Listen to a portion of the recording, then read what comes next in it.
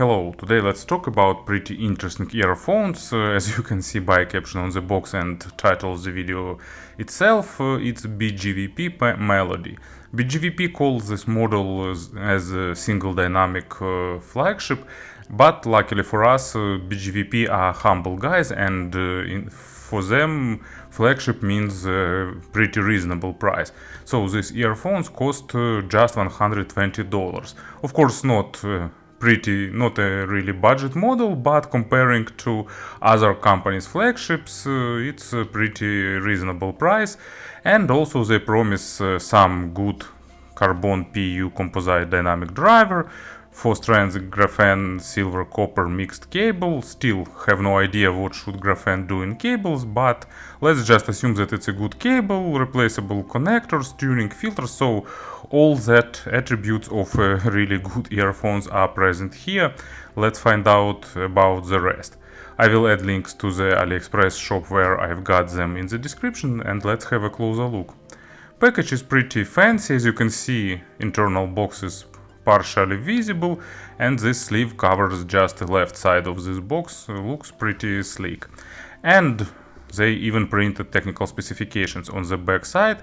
Sensitivity is 106 decibels and the input impedance is 18 ohms, which is pretty normal figures. Actually, this sleeve is pretty tightly fitting, so the best way to open it is to open this fold here and try push it from this side. Otherwise you risk to tear this outer sleeve, and I really don't want to do that because it looks pretty nice. So it requires gentle pulling each side, or you can tear it away if you don't need the box. If you're going to throw it away, it could be also an option for you, but in general it's better to have slightly easier to unpack earphones. So here is the internal box. You can get some nice flowers, card, some kind of manual, then earpieces themselves, accessories, and not super practical but nicely looking white leather storage case. So really like this idea of their logo, so respect to the designers.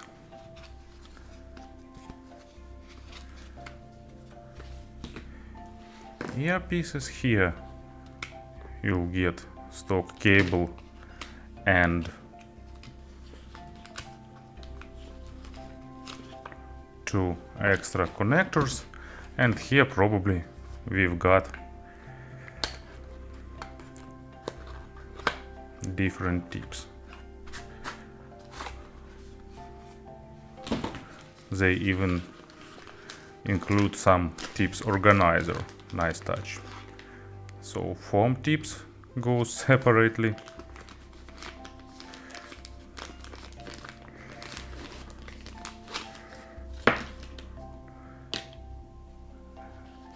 Another pair of foam tips and two pair of silicone tips. One are labeled as vocal and others are labeled as bass, and also set of tuning filters. So you can see for your $120 you will get a lot of room for experiments. In terms of design, earphones looks pretty pleasant. Interesting hexagonal shape of the faceplate, this fancy idea with these arrows of blue and red color marking left and right ear. There are two color versions, silver one and a bit more grayish one, so you can select which one you like more. Build quality is almost perfect, so as you can see they spent some time in designing these shells and of course machining them too. Inner part is smooth and offers a really good ergonomics, so it fits well into ears thanks to a pretty small size. Even for users with small ears, wearing should be comfortable. At least it's my assumption, because my ears are average and I can speak only about my experience. Spouts have above average length, and that means slightly above average sound isolation, and passive noise isolation is pretty decent, despite of few compensational holes here. And of course you can unscrew this part of the spout, and it's a filter, so you unscrew it and you can replace it. Just be careful not to mix these two filters each other, but actually this one is more grayish and this one is more silvery. So in regular conditions they can be easily mixed, but under the bright light difference in color tint is pretty obvious, at least for me. So hold tips really well, there is no big risk that tips will stay in your ears. Cable is made replaceable, and BGVP decided that they will use MMCX connectors. So let's unwind it, untangle, and see. So this one is left, and left connector is also marked with blue color. MMCX connectors are pretty tight, fits really well, so hopefully they will be reliable. There are ear hooks on the cable, and of course no memory wire inside, and cable itself looks really good. So it looks really good, feels really good, and actually in terms of sound it's also pretty nice. Pretty audiophilic with nice gray silver tint, well braided. You can see that it's braided in spiral, and inside wires also goes in spirals, so looks pretty attractive. Here is a splitter with chin slider with this transparent plastic bead as a chin slider, and after the splitter it goes down to the jack itself. So they used simplest option, just pull to replace and then align the notch and groove and push it back in place. Jack is pretty big, and as you can see they even wrap it into the protective foil to avoid some scratches. It's pretty big, but reliable and probably durable, and works well in terms of connecting to different sources with different sockets. So to summarize this part, in terms of design, everything is also on a really good level. And of course about the sound, I will change my regular order and will say a few words about filters in advance. Actually, by default they came with balanced filters, and probably you know most people won't like them. They are focused on the micro contrast, a bit bright, energetic. Of course there are some percent of people who enjoy such tuning. You'll get focus on the micro contrast, you'll get highlighted female vocals, so sometimes it's pretty pleasant. But in general it's a bit lightweight. And with hi-fi actually you'll get about the same amount of treble, but it compensates by low frequencies. And in general I prefer these filters because I like treble, and additional bass compensates it and gives maybe not 100% balanced signature, but pretty close to that. And with pop filter you actually get the same amount as with hi-fi, but a bit less treble, so a bit warmer signature. Not warm, but more to the warmer side, because still treble here is pretty energetic with every set of filters. So keep in mind that if you don't like treble, it could be not a model for you. But I'm a fan, so for me it's pretty good. I gave them about 48 hours of burn-in. There were some changes during first 5 to 6 hours, but they are really minor, so I don't think there is much sense in doing extra burn-in. And I like vocal tips a bit more, because bassy ones of course makes treble more calm, but at the same time they stealing a bit of detalization. But if you like warmer sound signature, it could be also an option for you. And in terms of general sound signature, I got what I expected from the nicely balanced tuned dynamic drivers. First of all, it's bass. Deeper layers of bass are present here. They are noticeable, but at the same time not oversaturated. I like that because I'm not a fan of overwhelming deeper bass. It's fun for like 5 minutes, but after 5 minutes it became to annoy a little bit. Especially if I'm listening to something like double bass or something like that, and in this case, of course, dominating deep bass sounds unnatural. Here you'll get a pleasant amount of punch and deep bass, but at the same time you'll get good balance between speed and weight. So they're not trying to be super weighty, and at the same time they're not trying to be super fast. So basically normal dynamic driver with good resolution, but of course not as resolving as let's say balanced armatures. But sheer amount of overtones give a good sense of realism, so to my subjective taste it's pretty universal. Bass both in terms of quality, quantity, balance between punch and weight, and so on. So I enjoy this tuning. And as a first example, it's Blue Lab Beats, Montara, really good compilation called Blue Note Reimagined, like some mix of electronic music and jazz, and nicely recorded, typically for the Blue Note, of course. And here you'll get some really exciting synthesized low frequencies, but at the same time they used some interesting samples, and these earphones deliver it pretty well.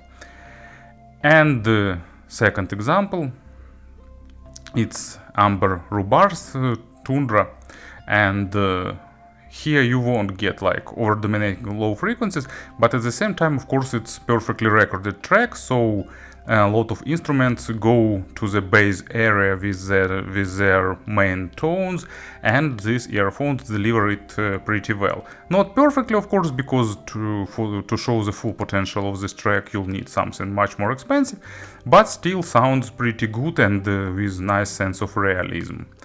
Mid frequencies are what I like for the dynamic drivers. They are not too focused on the micro contrast, but at the same time with normal resolution. I've seen some feedback that they are lacking details, but in my opinion they don't. Because all details are present, they are not just over highlighted or oversaturated.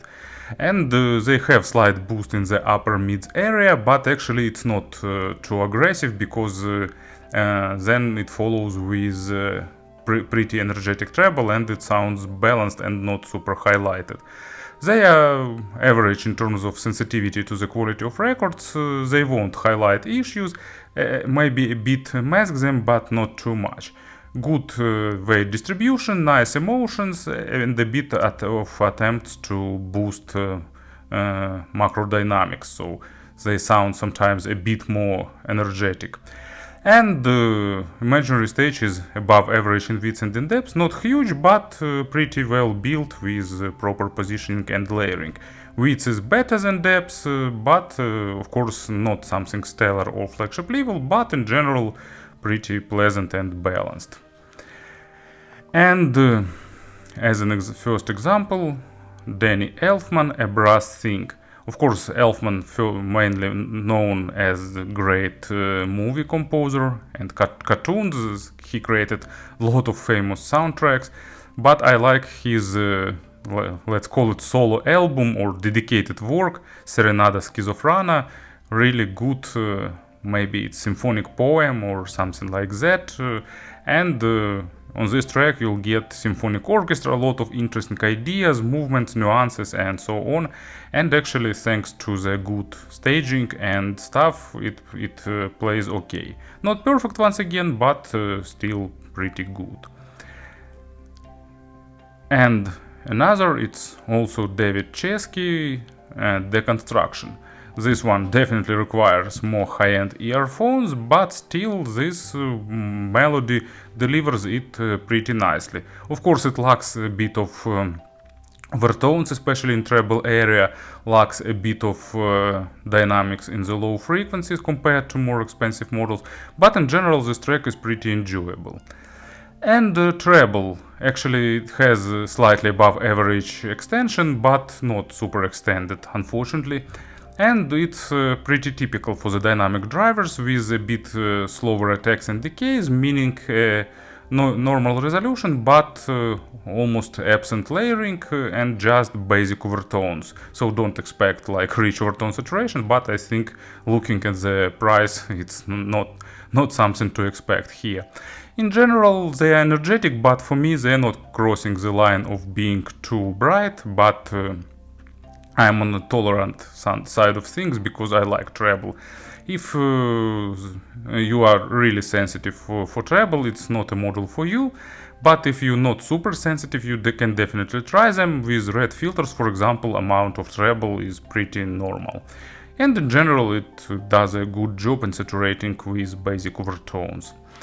And few another examples, what we've got. Take a Pebble by Emerson, Lake and Palmer, another track that is too complicated for these earphones, but they still manage to do pretty well, giving you a good sense of realism, presence, and representing all the small nuances that this track filled with. And another overcomplicated track, I kinda like signature of these earphones, so I selected really complex tracks for the examples. It's Hoff Ensemble, Justice. It's perfectly recorded material, really recommend you Hoff Ensemble if you want to listen to some audiophilic level of records.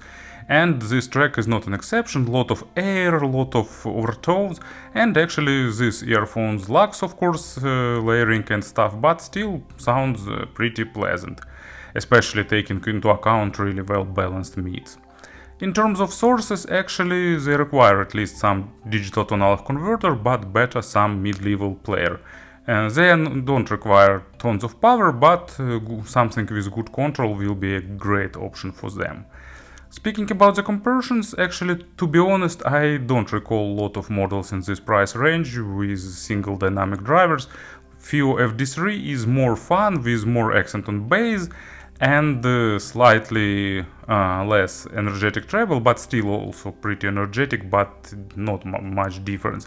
So this one is a bit more natural compared to FD3. And some hybrid models that there are a lot of in this price range, they definitely totally different. Comparing with, for example, more affordable models like Moondrop Aria, this one is slightly more focused on the micro contrast and a bit brighter.